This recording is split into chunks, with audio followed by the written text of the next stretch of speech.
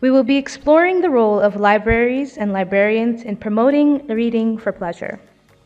As the go-to place for children to read, the library and librarians are key to promoting a love and enjoyment of books. This session explores practical ways that librarians can create an enjoyable environment and provide children with what they both want and need. Our panelists for this session are Dr. Kristine Stewart, Associate Professor and the Literacy Coordinator at Zayed University. Mary Rose Grieve, School Librarian and winner of the School Librarian of Year Award 2015 from Heartland International School. Maha Zaki, Senior Specialist of the Children's Section. And our moderator for this session is James Mullen, one of two founders of WhичSchoolAdvisor.com. James has been a communications advisor for more than 20 years, working with some of the most successful global and regional brands. Good afternoon, everybody, and welcome to the final and what I'm promising to be the best session of today. And if the conversation is as lively and as interesting as it has been in the green room, you're all in for a treat today. So we have been properly introduced, beautifully introduced there, and what I'd like to do is just kick off by speaking to Dr. Kristine here and asking you, very simply, how can libraries and librarians promote reading for pleasure? I think that one of the best ways is through collaboration and through FaceTime, to be honest. Something we did talk about earlier when we were all chatting is how important it is to be this presence and kind of this personality that's approachable. And so I think a big part of this is just simply being present and showing up, and I think collaboration is a huge part of that. And turning to you, Maha, you do quite adventurous things in your library in Alexandria. Can you talk to us about what it is that gets kids interested? Okay. At Bibliotheca Alexandria, I'm working in the children's library. Actually, we are serving a lot of people, the children, individuals and students and teachers and parents. So we are having a lot of things, but as we are talking now mainly about the children, so I'm going to say that they like storytelling. So this is the way we attract them. We try to attract them the way they like or love. So we start with storytelling, and as I told you before, we're trying different techniques for storytelling to attract their attention. Then we can do other things. We can read, we can make competitions, we can make crafts, games, different things, but after doing what they like. Excellent. And Mary Rose, I mean, as librarian, School Librarian of the Year, we're going to remind you of that incessantly, by the way. There are many others who come after and before. But from your perspective, what are the things that children really engage in? When it comes to reading for pleasure, how can you encourage that? I think a school's job is particularly important about promoting reading for pleasure with teachers as well as it is for children, and that often a library and a librarian is seen as the space where reading for pleasure is done, so the teachers don't need to do it in their classrooms because it's done in the library. But children know that it's our job to talk about reading, and they go, yes, all right, Mrs. Grieve, oh, yeah, you said I've got to read, bye. But what they need is their teachers to talk to them about reading, and their teachers to model good reading habits. And our role is to support the teachers to bring the reading into the classroom and out of the library, so that we're facilitating reading across the whole school with parents and teachers, and that actually our role is to hold that space and then allow us to look at other ways of reading for progress, reading for learning, reading for research, but supporting teachers and outside it in the classroom, and showing teachers that it is their responsibility. Much of that's been talked about today, this reading for pleasure research that has been done, is all about how teachers need to know about their own children's reading habits. They need to know about the books that children want to read. And a school librarian can be there to support the teachers almost as much, if not more, than they can with the children, actually. I just wanted to add to that, because I said earlier collaboration, and you've given a really beautiful example of how that exists. And I know Maha is involved in a lot of different collaborations. But I think, too, there's this idea of access, where we know our communities, we interact with them, we know what they want, and that's a huge part of reading for pleasure is having something that kind of sings to their soul, something that they're interested in, something that engages them and makes them excited. So it's not just that space, it's not just the role of the librarian in a silo, it's we work with so many different groups to provide access in space. One of the points when we were having the discussion upstairs, one of the points that struck me quite strongly was the issue of professionalization within librarians, and the idea that the school librarian is a sort of a passionate person who just happens to pop in there. This idea of professionalization, how important do you think that is? I think it's huge, and I know I can go on about this one forever, but yeah, there's this perception, a lot of times too, something we're talking about is librarians can be viewed as like secretary work. They end up with a lot of admin privileges. But one thing that's really important to understand is that as professionals, there are actually very kind of niche organizational frameworks, for example, that we have to know. We have to be able to, catalog and organize books according to international standards. And a big part of that, which I see as the chair of judges for the School Librarian of the Year award, but also because I work in higher education, is that everything that's done in children's libraries and public libraries and school libraries, it sets those students up for the rest of their lives, and that requires technical expertise, which is why a lot of times professional development programs or degree programs for librarians are now housed sometimes in a college of education, but oftentimes in computer science departments. And it's because you're not just pulling from like a literature department, but also technical expertise to understand basically how information is organized. But so that's a really huge part where there's an understanding and knowledge of these international frameworks of how information is organized, and that sets students up for life. Yeah, I think it is interesting about this, that reading for pleasure is seen as something that happens separately, as a luxury, as an easy thing to happen, that isn't given the value, particularly in a learning environment, that it should be, because I think it's quite difficult to measure the impact. We all know that the more children who choose to read by themselves and enjoy it, the better their life outcomes will be, and the easier it will be to teach them in an academic environment. However, when you say this reading for pleasure, automatically many people think, well, that's not school. That's not what we should be doing at school. They should be learning things. And I think the role of the librarian often has been sort of tarnished with this. You were talking about the professionalization of it, and certainly in the UK, primary librarians, there are fewer and fewer of them, and those that are there are not seen or needed to have any professional qualifications necessarily, and they are paid as a cheap part-time admin role, and that deprofessionalization of the job, because they're allied to reading for pleasure, doesn't do anything to bring up the credibility of reading for pleasure as a whole. So it is a bit of a vicious cycle, I think, and certainly in order to revalue or to make the profession be seen as one that has a career path that is worth doing, that you need qualifications for, we have to take it beyond reading for well-being and cozy reading in the corner, all of which is vital, but it also is about accessing information and allowing children to know how to learn for themselves, because that is a life skill that they need way beyond being at school.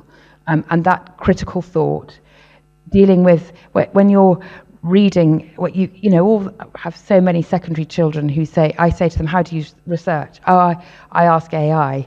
Now, if they can't critically read what AI is giving to them, and they can't decide, or they can't think, this is not my voice, this is not something I can trust, if they're not able to think critically in that way because they haven't read widely and deeply all the way from the beginning of being at school, age 3 and up, then we're not helping them in any way whatsoever. They're just passing tests, and that's not what we should be doing, and it's not what school is for, I don't think.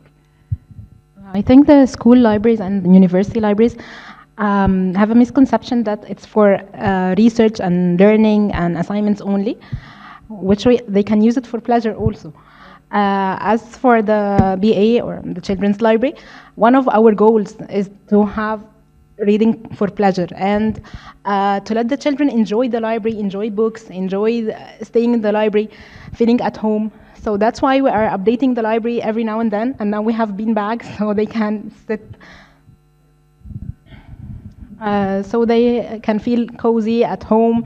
They can read the books, where differentiate the books with different things to be easy for them to reach the books and open shelves, not only by help. So we're trying to make them feel home, feel that they can read whatever they want. I think this is one of the main goals of the library. It's really important because, I mean, you set a foundation as a children's librarian for making it fun. Because it's fun, it's base, it gets them engaged, but that's helping to build these lifelong learning skills that develop to the point where then they come to me, for example, as an academic librarian, and they are expected to do independent research, but it all starts at this foundation that is being built by children's librarians, by school librarians, to actually build on, and that's where those critical thinking skills, these information literacy skills that Mary Rose was just talking about, that's where that's built. But it's by starting out with it just being fun and accessible and approachable, and having kind of that freedom to select something that has to do with your hobbies. It was a misconception. Oh, no, but it is, but it's not important, yeah, or not for pleasure. I'm just saying it's a misconception. Yeah, it's not where it is only, but you do help lay that foundation because, for example, by the time my students come to me, they've finished their school studies, and all of a sudden they're expected to do independent research. And if they aren't passionate about reading, it hampers their ability to excel and even retain, be retained as students at universities. So it's like setting a foundation where it's fun and approachable, and not something that's like a forced learning outcome. That's really important. And like you said, it's kind of like, obviously it is intentional, but kind of like tricking them into learning at the same time and developing these critical thinking skills and becoming these unique individuals, that are able to choose something that interests them. And that's really important because it helps them later on when basically it leads them naturally to these research abilities. It's really important. One point that we were discussing, Maha, last upstairs again was really the interaction with parents and the role that parents play interacting with the libraries and the librarians. And you said that in your library, parents don't come in, or they're not allowed. So the kids are between the ages of, I think, 6 and 11. And I could see you got quite a stern face on you when Mary Rose was asking you about this, because she was a little bit surprised about that. So I'm just interested to pursue that a little bit, the role that parents can have with the libraries and the librarians. So if you want to start us off on that, Maha. Okay, we allow children or welcome children from age 6 to 11. So they are supposed to deal with the librarians. They are not babies and toddlers, so they can deal with the librarians without their parents. And that because we know that we can help them without their parents. And for their parents, we have some events mixing the parents and the children to have a quality time, to have a storytelling time, craft time, game time, everything. But the daily library for the children only. And they can find the books, and we can help them, and they read, and they have a lot of activities. So they are having fun. We don't need the parents every day. Excellent. So if you could just pass over to Mary Rose there. So I'm interested, obviously with the secondary kids, it's a different proposition, but for the primary school children at Heartland then, Is there a role for the parents there? Oh, yes, certainly. I mean, a lot of it, I wish we had more time in the day so that we could open at the beginning and end of the day for parents to come in with their children, but obviously there's just so much pressure on space. But we always welcome parents in to come and borrow books with their children and to take books out themselves. And I think there's also a really strong, those children that really are just mad about big motorbikes, and all they want to do is take motorbike books home, and they take them home week after week after week. And then finally a parent comes in and goes, "Can you stop it? Why are you letting them take the motorbike books home all the time?" And actually then those conversations that we can have with them about allowing choice, because I think there are a lot of parents who will see the books they bring home as work, and they perhaps don't read to the children themselves, or perhaps they don't really understand that actually we're supporting that choice. And yes, we're saying to David on the 5th time that he's taken his motorbike book home, have you thought about, or I've got something else that you also might really like that might take him off in a different direction. But we're also supporting that choice, and it's a great opportunity to have conversations with parents to say, yeah, I know it's boring for you, and I'm really sorry. I'm sorry that you're having to read it for the 400th time, but this is what you're helping build a love for reading, and saying to and asking and encouraging them to read with their children, to read aloud. All of those things are important. So we do run parental engagement sessions, and I mean, not enough. I'd like to do more. And of course, often what happens is that the parents who come to those sessions are the ones who know that anyway. But there are lots of ways, I think, to engage parents. And had we more time in the day, I think I would definitely get them in more often, because it's really, it's what happens at home is the most you can make whatever it is. There's some statistics, 30% of difference, but it's 70% of what happens at home that's important. Yeah, I'm really happy you've brought up that kind of component, and you did as well, when you're talking about workshops where, you work directly with children, which I think is kind of nice. It gives them agency, like the library is their place for them to, really exercise, what they want to do in that space, and I think that's great. But yeah, working with parents is really important, and something, that I've seen throughout the School Librarian of the Year award are the different ways that parents, and even sometimes nannies, domestic workers are included in these efforts, and that's a really great thing to see, because as technologically advanced as we have become, it somehow has not made our lives more efficient, actually. We just are expected to do more. And so at the end of the day, admittedly, our students are tired, right? Parents are tired, librarians are tired, But I think that having as many people on board is really important. And something even I never had expected, I guess, when I first came to the UAE, is that some of our outreach to our own students, it's because we want them to help foster reading at home for pleasure with younger siblings and their children, because that's also quite common. And doing outreach in communities, such as, different activities to get parents involved in, and understanding that even if your children can't read, sometimes it's actually just about taking a story and then having some sort of interactive component, which we used to do with Ramadan Moon, for example, in English and Arabic, and having an activity that engaged children in those types of things. So I think it's really important to have everybody on board, whether it's grandma, Yeah. I mean, one of the research elements of the Reading for Pleasure research that the Open University has done is exactly about this, reading communities, that it doesn't happen in isolation at the school, that it is all about reading in all kinds of different places and different ways, and that you're seeing reading happening everywhere, not just in the library, not just in your classroom, but outside, at home, with parents, with your admin staff, with whoever it is. It's about building a rich community of people who are talking about reading, and of course the library. We have that's where it begins. We're the ones with the books, but we're also the ones with the knowledge and the passion, and we're not constrained by often the timetable in the same way, or so we can be much more adventurous, I suppose, and push more boundaries and bring it out further in a way that I think perhaps teachers or academic staff where perhaps it's more difficult because they're sticking to their curriculum or whatever it is they have to teach. It's interesting. When I was doing some research for this, I came across there was a brilliant piece written by Neil Gaiman, the author, and he gave a talk about the importance of reading, the importance of libraries.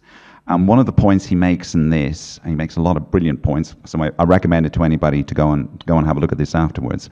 But one of the points he says is that there is no such thing as a bad book for a child. So I was very struck by that, and I'm interested to pick up the discussion, because you guys, you're the front of this, you're the front line. So Maha, would you agree or disagree with that? And have you some examples, maybe? I agree, totally agree. Because some people think that the book must have a value or something to learn.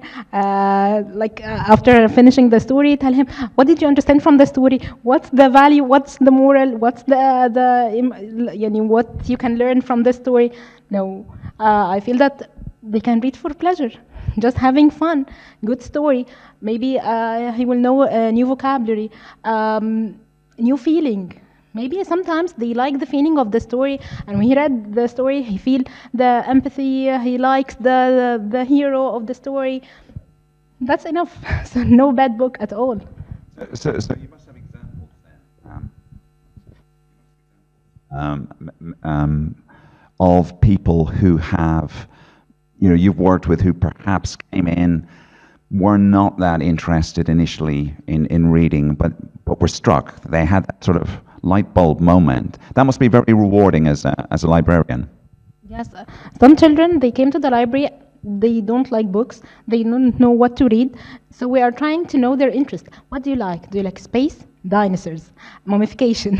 Still asking them a lot of questions, the reels now trending on TikTok. Do you like spaghetti or penna or ravioli, like this? So we keep asking him until we know what do they like, and we get them easy book.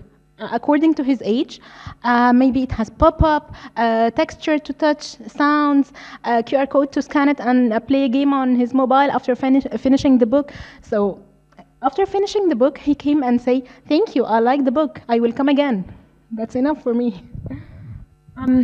Yeah, I mean, of course, there's no such thing as a bad book. There are lots of ways to answer that question, but I think occasionally I will see or hear or parents say to children, "Oh no, don't take that, it's a graphic novel. You mustn't have that. You must read this." Or, "Oh, not a picture book. You're too old. You're far too old for a picture book." And it makes me so mad. And actually, a lot of times, reading graphic novels is extremely hard. I was talking to Debbie Thomas earlier, who is from the Open University, talking about it, and she suggested that it was perhaps something to do with the age that we're at, but that actually the complex way, I have to sit down at a table when I'm reading a graphic novel. I can't curl up in bed and read it. I find it really difficult. I think younger children who are much more used to seeing images and reading them in a different way are perhaps far more well versed in doing it. But it's a complex process, reading image and text at the same time, and we have to fight a lot of preconceived ideas from people that say, "Oh no, you mustn't read that," and I think also this finding the right book. Everything is about talk.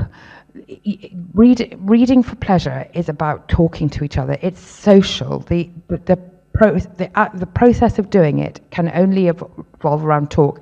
And the books that get most taken out and most read in my school are the ones that have been recommended to them by their friends, that become an epidemic in a classroom because somebody says it's good, and it's not got nothing to do with me, really.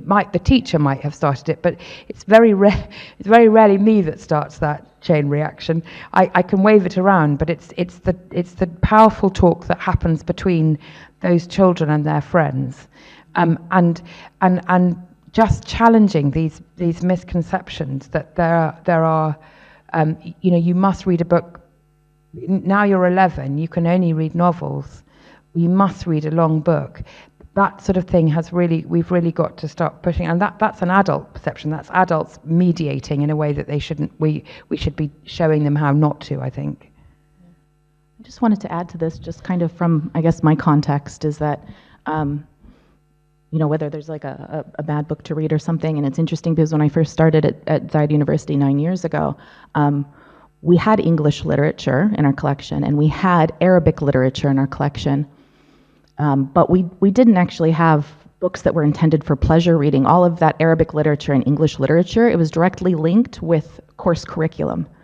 And so it's something that, I spent my first year doing grant funding, basically, like, can we get something that's for fun? Because otherwise everything is supposed to align with our curriculum. As an institution of higher education, and our students are, 18 and above, and so that's a part of that. And now, 9 years later, I actually have one app now, Libby, that we have access to, and it took me 8 years to get access to that app for ebooks and audiobooks. But I really had to demonstrate the fact that even at this level of education, it's any type of reading benefits us. It doesn't have to be linked directly to curriculum, and just those behaviors, those habits, even listening to audiobooks, that enriches what they're doing. It helps them think, it helps them, kind of digest information in a different way. Kind of like you were mentioning, with comic books, where there's these multimodal literacies that come out, between the text and the images, and kind of those leaps you also have to make between different parts of comics. So it's interesting to see how our institutional kind of missions and the communities that we serve really impact, what good reading is or isn't, and how I think librarians play a really crucial role in redefining or kind of helping others understand how broad this really needs to be. I'd like to talk a little bit about authors and the collaboration that you have with authors, because obviously here in Dubai, we've been incredibly fortunate with Isabel and with the Lit Fest over the last 15 years to have attracted some of the top authors on the planet to come here. And I know that some of the sessions that have remained most memorable to me have been the children's sessions. So whether it's authors such as Owen Colfer, whether it's Anthony Horowitz, Jacqueline Wilson, Julia Donaldson. I mean, these sessions have stuck with me, and watching the reaction of children and how they discover this magic. And this is a really special thing to have. Obviously, Mary Rose, you've been fortunate to receive authors into the school over the years. What impact has that made?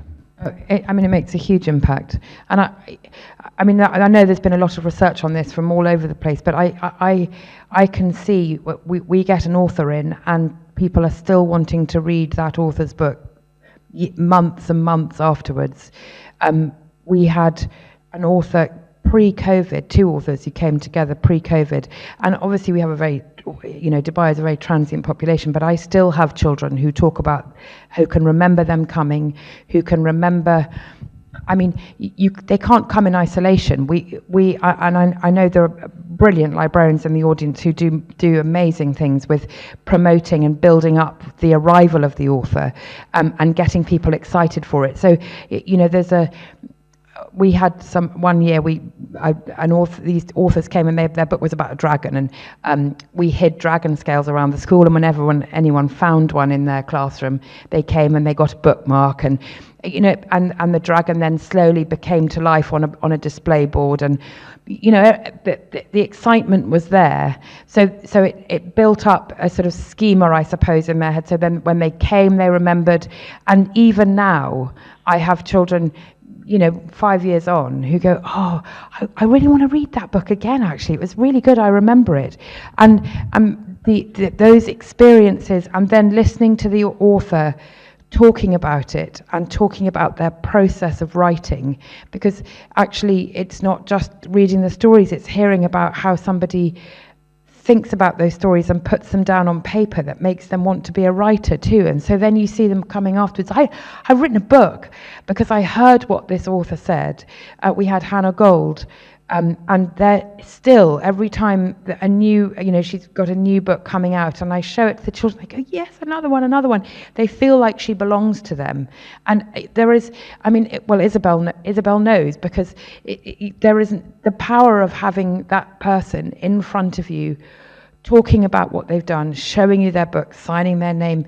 illustrating live in front of you, it is in an age where our children have access to everything, and in Dubai they're so lucky they can go anywhere and do anything they like. But seeing somebody who has actually made something and written something and created this world, and listening to them and meeting them, you can't put any kind of money on the impact it can have on that, on reading and reading for pleasure. It is a huge part of our annual cycle of what we do in the library and bringing reading for pleasure to life, definitely. It's a phenomenal achievement, and we're very, very lucky to have it here as well. Maha, you'd like to comment? As for the collaboration with authors, we have many. The last one was a collaboration with different authors and illustrators, entitled Be an Author, Be Creative.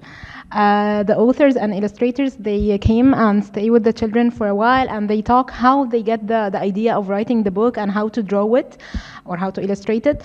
Then after that, we have different workshops about how to write a short story, how to write a play, how to draw comics, how to illustrate a story.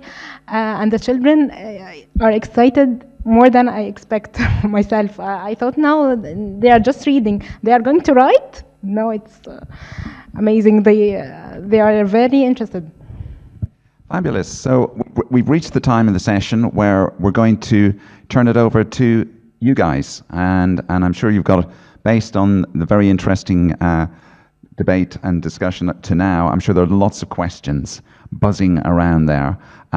We have somebody here with one of the microphones moving this direction. If you want to just raise your hand if you have a question. I wonder if there is for children. So I think the sort of thought has always been that children's books should have a good ending, that good should overcome evil. What do you think? You know, I'm actually reminded of a panel, not this year at the Lit Fest 2023, and I moderated the panel, so I guess that's why I'm making this connection, but I do remember Isabel was there, and so when you started saying this, it made me think about it. And I think that something that is very powerful about literature and children is that there is a lot going on in this world, and we have never been more aware or had more access to information about what is going on in this world. And a lot of times, I think all of us, as adults, for example, we have a hard time knowing, how to talk to children maybe, but I think that sometimes too, it's wrongly assumed that children don't know what's going on around them, and I think that literature is a great way to help children process and understand these worlds around them, because it's, I don't know, sometimes we feel like we're ants on this world, and we're just kind of at the mercy of all these things happening. I think literature is a very strong, powerful way of tackling and helping children make an understanding of things like, international crises, climate change. And so sometimes children's books don't have necessarily happy endings, but I think they play a pivotal role in helping children understand the world around them. And I would say they do that for adults as well. Yeah, I think, if you think about all the children's literature that you love, there's often never an adult in them. The adult, they get rid of the adult quite early on at the beginning, and the children are the ones taking control. And that's quite Nikki and I were talking about that this morning. It's quite a subversive idea, and is it? Oh, it's hard, isn't it? I don't think, life doesn't always have a happy ending. And allowing children to work through and to see about how other people live their lives. This book says mirrors, windows, and sliding doors. I think if you ask, I think probably adults would say, yes, there are such things as bad children's literature. There are things as, the Daily Mail is a terrible newspaper. We all know that. But if you're a child, the book is for. It's interesting children's literature because it's being mediated often through an adult, and we have to be very careful as adults that we're not mediating it with our own belief systems and values and deciding whether or not it's good or bad for children. I had an experience once where I had a Sean Tan picture book called Rules of Summer, and a child took it out, and it came back with a little post-it note from a child in FS2 actually, it was years ago, and this parent said, "We loved this book, we talked so much about it, it's absolutely wonderful. Thank you for having it in the library." The very next week, a child in the same class as this boy had taken it home, and I got the parents came back in 2 days later, holding hands with each other to give each other support, to come to tell me that this book was awful. It was a terribly, terribly bad book, and I should never have let their child have it. And because it had given her nightmares. And when I showed them the post-it note written by actually their friends 2 weeks before, they just couldn't imagine. So of course, parents have got a really important role to play in helping their children negotiate and mediate and talk about what they're reading. And some parents will not want their children to read certain things, and there are, most librarians in the room would probably agree, I hope this isn't being recorded, that there are some celebrity children's authors who are not very good writers, whose books are bad, that we wouldn't want our children to read. But I can't read it without crying. But for a child, it is a different message, and that is the joy of children's literature. It can be on a level for me and a level for a child. But as they grow up, sometimes that empathy and that idea of a little child with her father who has to flee a country in a children's picture book, it's absolutely incredible. And we need that story. But in the end, if they're at the end of it, so it could be about losing a pet, it could be about losing a parent or a grandparent, that's life. So it has to be dealt with, but there has to be, it can't just be as it would be for us. It can't be, that this happened, or say, for example, a child was murdered. I don't think that there would be a children's book, because for a child to read that, to be exposed to the idea that we live in a world where children could be kidnapped, I think is, I don't know, I would be very uncomfortable about that, but that's just personal. Think of Chitty Chitty Bang Bang. That Chitty Chitty Bang Bang is a terrifying film for a child, and the book, those children are kidnapped and kept in, and it is terrifying. Are we the right? We don't know how they're going to respond to it, and actually we are there to support them through it, rather than, because in the end, Chitty Chitty Bang Bang is a hopeful story. But there's generations of children who watch that film who are scarred for life. But we watched it because we're getting. You're never gonna know what one person's terrifying story is somebody else's. It washes off them like water off a duck's back, and I think we're there to guide them through it and talk about it. This goes back to the most important thing, which is about talk. If a book is difficult or complex, read it with them. Talk about it. This is the opportunity to work through these things. Don't just leave them to it. Actually, Roald Dahl is the thing that you talk about you talk to them about it. You don't just leave it and let them get on with it. These are opportunities for you to talk it through. And I think reading for pleasure can only happen when there's a great deal of talk and when parents and children are reading it together. I think there's a really strong role here. Sorry, I always try and bring things back to this, but I can't help it. Media and information literacy. And I think that stories are a great way to kind of frame these conversations. But again, there's so much access out there.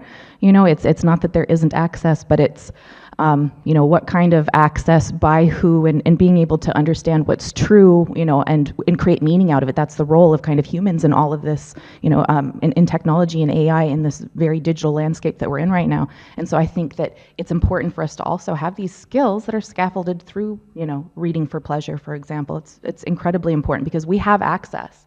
but it's helping them navigate this environment. And one thing I see a lot in my school library visits, and it's always really wonderful, but librarians really enable students to use these technologies, but also there's sometimes not an understanding of the context in which these tools are operating. And so I think it's very important that literature remain a role of teaching, but also having these kind of media and information literacy, this framework in place to help us make sense of the world and discern what's real and what's not.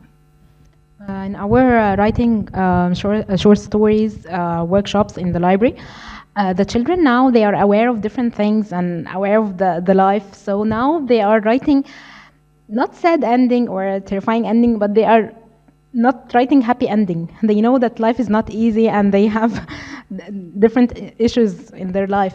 So I don't think we need to have happy ending books only. Okay, it's for the young age, maybe a happy ending to like reading and to increase reading for pleasure. After that, they can read everything. And if it has a terrifying ending, awful ending, we can discuss it in a book talk or a book club. So we can talk together about the ending or about the concerns and problems in the story or the book. So in a school, I think, well, so from I suppose a local perspective, there's a great question here about leadership, that if you want reading for pleasure and a reading culture to happen, it has to come from the top. It has to be lived and breathed by the leadership of the institution. It is something that can happen at grassroots level, but it needs to be something that's adopted and believed in and felt by everybody from the very top to the bottom. I think on a more global perspective, or certainly thinking about, I'm co-chair of the Great School Libraries campaign in the UK, and one of the things that we're really working on is about raising the profile of the role of the school librarian, and getting it to be seen as a professional member of the teaching and learning community of the school, not an admin role that actually reading for pleasure is not an extra, it's not a bolt-on, it is absolutely integral to the learning of reading in all of its forms. Because I find myself reading books for pleasure that I'm learning. I find learning a pleasure. So I would rather it was seen as something that was absolutely part. We all read for pleasure in different ways. We're cozy, comfy reading at the end of the day, but we're also reading to make notes and to think and to learn and all of those other things. So I think having it understood, and having the role of the librarian more understood and more valued in the school community as a whole, that would be my wand, I think. Fabulous. And Maha? I think that competitions and prizes are motivational for children and adults. I think I will make competition every day. What sort of competitions? To help the children to read, regardless the goal, to read many books, to read one book and summarize it, to make a research from the book, just to read for pleasure.